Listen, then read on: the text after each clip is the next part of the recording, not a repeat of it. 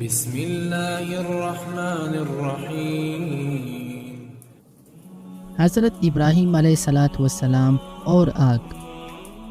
پھر کیا ہوا وہاں کے بادشاہ نمرود کو، جو بہت ظالم اور بت پرست تھا، ان سب باتوں کا پتہ چلا کہ آزر کا بیٹا ابراہیم لوگوں کو بتوں کی پوجا سے منع کرتا ہے اور ایک خدا کی دعوت دیتا ہے۔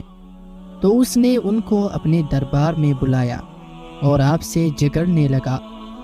حضرت ابراہیم علیہ السلام نے فرمایا کہ میرا خدا تو وہی ہے جو مارتا بھی ہے اور جلاتا بھی ہے۔ نمرود نے کہا، میں بھی مار سکتا ہوں اور جلا سکتا ہوں۔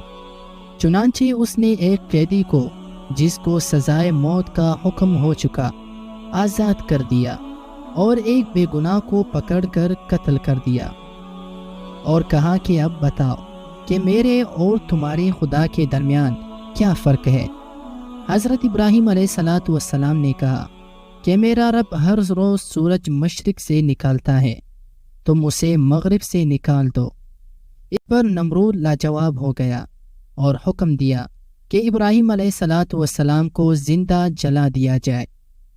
چنانچہ بہت سی لکڑی اکٹھی کی گئی اور ان میں آگ لگائی گئی۔ جب آگ بہت بڑک اٹھی اور اس کے شعلے آسمان کی خبر لانے لگے، تو حضرت ابراہیم علیہ السلام کو اس میں پھینک دیا گیا، مگر وہ آگ خدا کے حکم سے ٹھنڈی ہو گئی اور آپ کو آگ سے کوئی تکلیف نہیں پہنچی۔